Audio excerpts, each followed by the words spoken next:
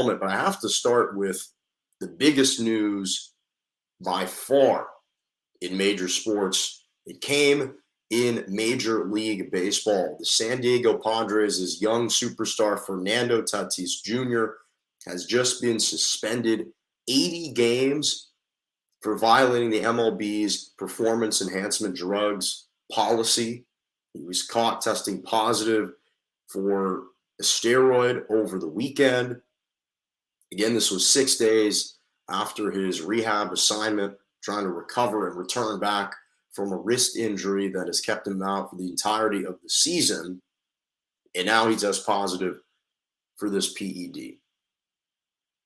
And this is absolutely breaking news over the weekend. I don't think anyone really expected to all of a sudden get this notification about Tatis Jr., and especially given all the noise, all the coverage that's been heaped onto the San Diego Padres over the last several weeks for their acquisition of Juan Soto and Josh Bell and Josh Hader and all these different players. And now we have this news that feels like it's earth-shattering news. It really does. And he'll be suspended for the remainder of the 2022 season. That's the final 48 games of this year and the first 32 games of the 2023 MLB season. Now, this was his second offense this year. Now, not second PED offense this year, but again, the reason why he missed the first portion of the season that he's missed up until this point was because of a motorcycle crash. So that was self-induced. Now he's out the remainder of the season, and again, going in next season for another self-induced incident. But what's shocking about this to me is how young he was caught taking these PEDs. We've seen other superstars in the MLB in years past that have been caught. Alex Rodriguez, Manny Ramirez, Robinson Cano, Ryan Braun, Miguel Tejeda. These guys have been caught using PEDs, especially a guy like Alex Rodriguez, but he was a veteran superstar. And he got suspended for the entire season, 162 games. Fernando Tatis Jr., this is a guy who's 23 years old. So there are two perspectives that I want to look at this for, or from, rather.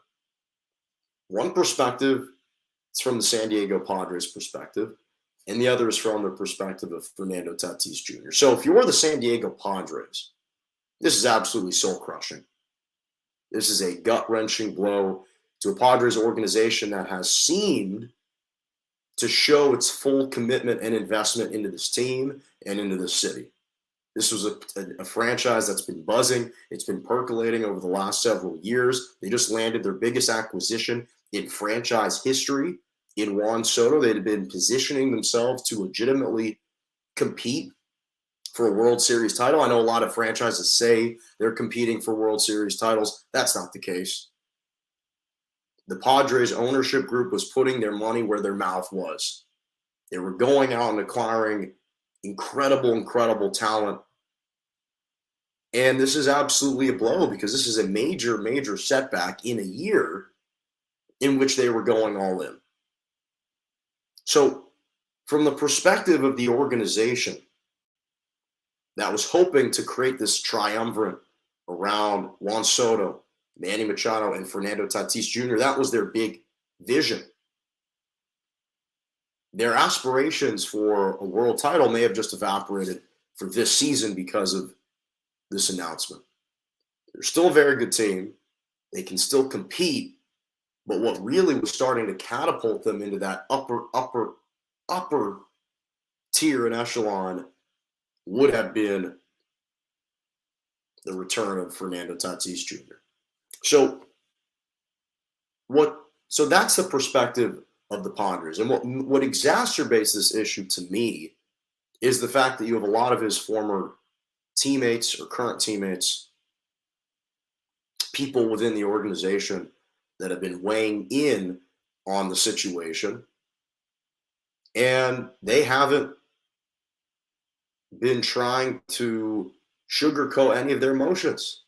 they've been revealing the unvarnished truth about their levels of disappointment with their own teammate or with their own star player. You had AJ Preller, the GM, questioning Fernando Tatis Jr.'s maturity, claiming that this is starting to become a pattern of behavior, and how they would have hoped that as an organization that they could retain the trust between them and Fernando Tatis Jr. And over the last 6 to 7 months, the trust hasn't been there.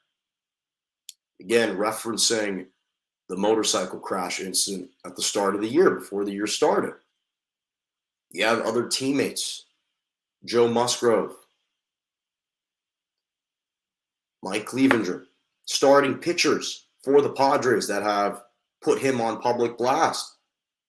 Mike Clevenger basically just said, this is the second time we've been disappointed with him. And we hope that he learns that it's more than just himself that he's impacting. Musgrove, he's a young kid. He's got to learn his lessons and whatnot. But you have to start showing a little bit more remorse in that you're committed and you want to be here. These are what his teammates are saying. Now, Machado and Juan Soto said the right things. They didn't disparage him. They didn't speak negatively. They didn't scold him. I'm sure internally they're probably frustrated, but publicly they haven't made those emotions clear. But these are what your teammates are saying about, and your organization is saying about you. And I just think that it starts to compound over time, and it really starts to eat away at your psyche. And I do think that if you are Fernando Tatis Jr., when you essentially hear your teammates calling you selfish, egotistical, a little parochial in your priorities, and making everything about yourself, it definitely can leave a lasting impression. He says that he's remorseful.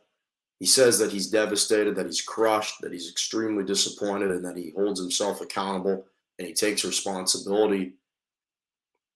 He claimed that he had inadvertently taken the medication to treat ringworm and that there happened to be the banned substance in that medication. That's what he said in an issue statement by the MLB PA. But at the end of the day, now when we shift to Fernando Tatis Jr., from his perspective, this is a guy who is 23 years old. He just signed a couple seasons ago a 14-year, $340 million contract. He was emerging as one of the faces of the franchise. And he's been in the majors long enough to be able to hold himself accountable, to act a little bit more maturely. And I'd even made the claim that Fernando Tatis Jr., though he might not necessarily be the most talented player on the team, now that Juan Soto is a part of the fold, I do think that he was the true igniter of the team.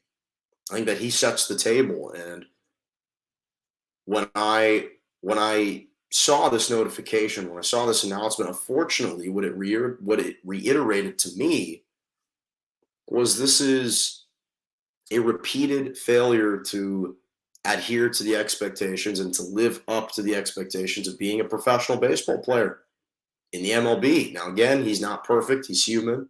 Humans make mistakes. And I understand that. And clearly so do his teammates. But if you're Fernando Tatis Jr., you have to be saying to yourself, okay, are you remorseful and apologetic because you felt the need to turn to PEDs to elevate your level of play, or are you devastated and crushed by the fact that you got caught? And that's the true question. Because anytime PEDs are involved, that's the natural follow-up, is why did you feel the need to take these PEDs? Why did you feel the need to take these steroids when you were clearly already an extremely talented player? And I think that it also opens up the potential for critics and skeptics.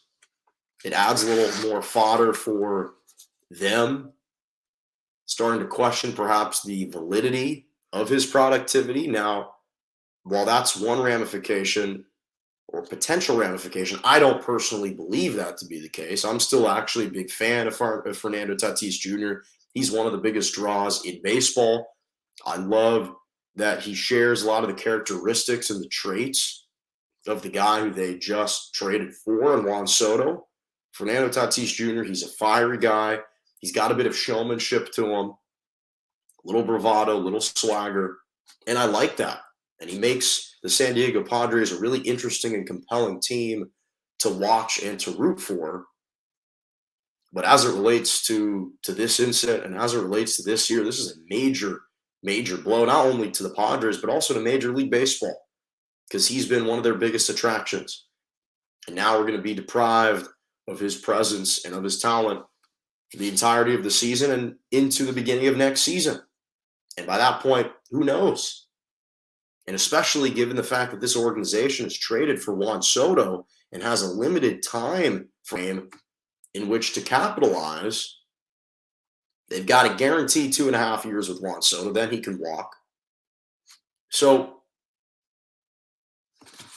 just obviously needs to hold himself more accountable. But this was shell-shocking news, to say the least. Shell-shocking news, to say the least.